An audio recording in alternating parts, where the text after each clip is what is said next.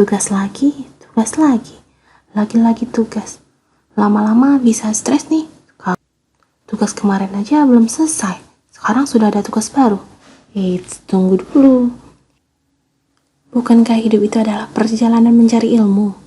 Bahkan dalam Islam disebutkan, tuntutlah ilmu dari ayunan sampai ke liang lahat. Jadi, kamu jangan khawatir karena usahamu akan dihitung sebagai ibadah. Tapi belajar sebelum masa pandemi ini tidak sesusah itu.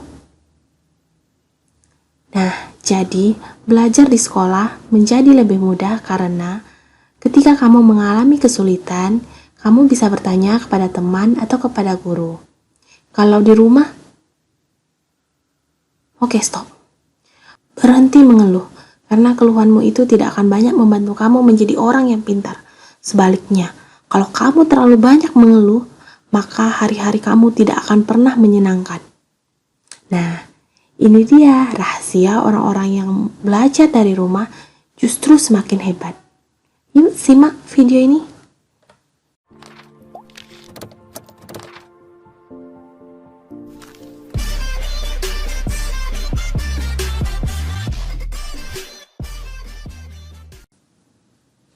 Nah, ini dia rahasia orang-orang yang belajar dari rumah. Yang pertama, buatlah jadwal kegiatan harian. Nah, jadi tidak bisa dipungkiri bahwa ketika kamu berada di rumah, kamu juga memiliki tanggung jawab selain belajar, juga harus membantu pekerjaan rumah. Jadi, kita perlu membantu orang tua dalam membersihkan rumah, mencuci piring, mencuci baju, mengasuh adik, memberi makan hewan peliharaan, dan sebagainya. Kamu harus membuat kesepakatan dengan orang tuamu kapan waktu kamu belajar dan kapan waktu kamu membantu orang tua. Misalnya, kamu menetapkan waktu belajar kamu mulai jam 8 sampai jam 11 pagi.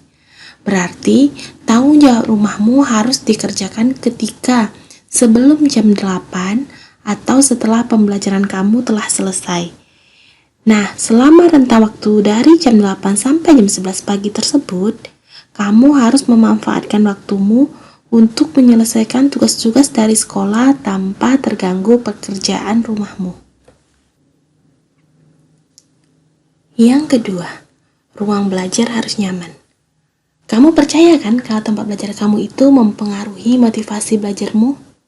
Kalau tempat belajarmu itu pengap, bising, bau, berantakan, maka kamu tidak akan bisa nyaman dalam belajar.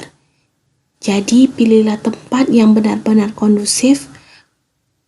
Kamu bisa menyediakan meja belajar di dalam kamarmu, bisa juga belajar di teras atau di balkon rumah.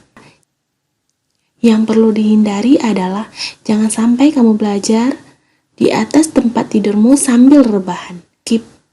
Meskipun itu tempat atau posisi yang paling nyaman. Justru hal itu akan membuat kamu merasa lebih malas dalam belajar. Ketiga, belajarlah sesuai dengan gaya belajarmu. Sudah pasti kamu mengenal gaya belajarmu kan? Apakah kamu orang yang visual, auditori, atau kinestetik?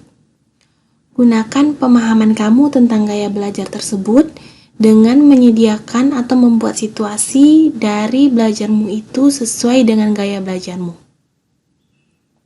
Contohnya, bagi kamu yang memiliki gaya belajar visual, kamu bisa menyediakan buku-buku bacaan, baik itu dari LKS ataupun dari buku paket.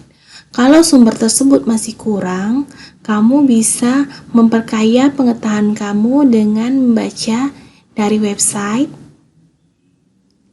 Nah, jangan lupa, karena indera yang paling sensitif adalah mata, gunakan warna-warna ataupun gambar-gambar yang membuat kamu belajar lebih nyaman.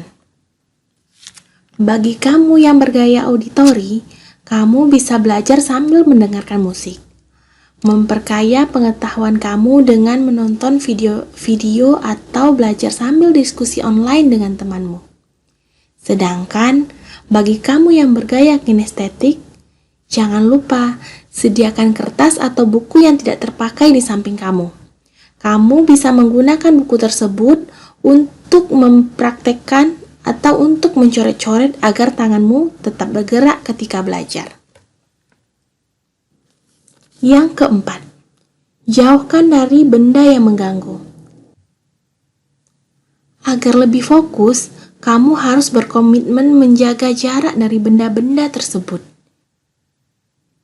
Misalnya, jika kamu mudah terganggu dengan suara, maka hindari belajar di depan televisi yang sedang menyala. Bisa-bisa kamu akan marah kepada adikmu yang sedang menonton film kartun. Ataupun bisa juga kamu ikut nimbrung dan nonton TV bersama adikmu. Yang kelima, berhenti berpikir nanti saja.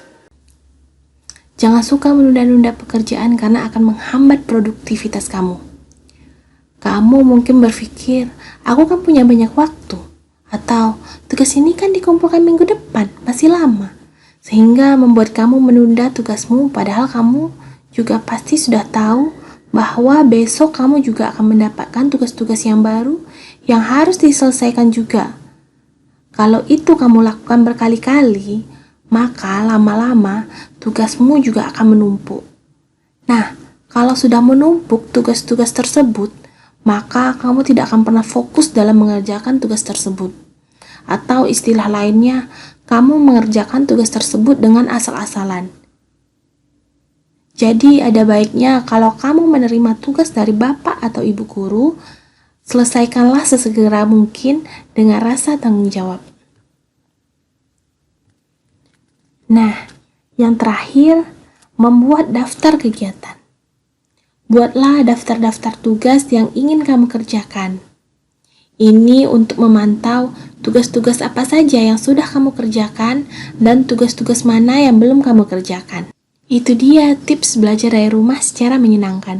Kalau kamu punya cara lain yang kamu lakukan, coba tulis kegiatan baik belajarmu di kolom komentar ini ya.